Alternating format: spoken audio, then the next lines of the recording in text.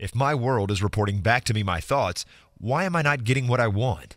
Well, so one of the things we want to take a look at is perhaps the difference in how we look at what I want and what I need.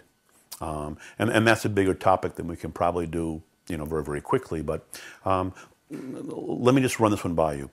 Every single moment you are getting what you need.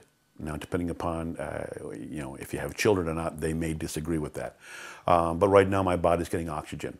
Okay. Right now, I'm out of the bad weather. So if we could accept the fact that that I am constantly getting what I need, okay, there's another whole level to peek at. I'm getting what I need in order to get my attention, and this is really what we want to talk about today. Now, as far as getting, and I'm going to come back to that. As far as getting what I want, I would dare say that we are getting what we want, and that is not an easy thing to run by people, especially when they're upset, when they're hurt, when they have an accident and they lose an arm. When they don't get the scholarship. I mean, we could go through the whole litany, okay?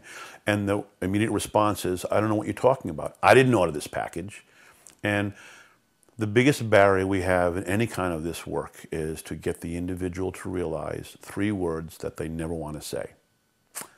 And those 3 words are, I did this. And it really takes a lot of time to get there, because in our normal response, we want to assign causality. We want to assign blame elsewhere. It's not because of me, it's because of the way that person looked at me, or it's because I'm too tall, too short, okay.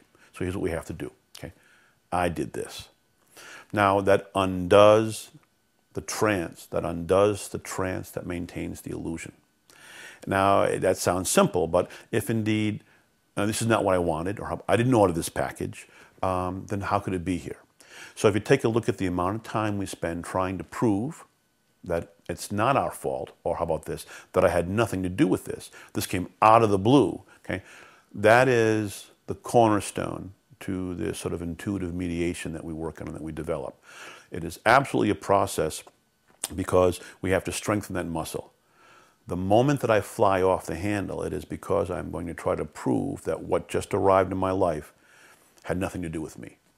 I'm innocent. And that's the thing that's what keeps us engaged. And here comes the trick. It keeps us engaged in behavioral patterns that now become habitual. Once something becomes habitual, it takes on a life of its own. Once it takes on a life of its own, it simply wants to survive. So that's a bit more of an explanation, but you can get what you need out of that.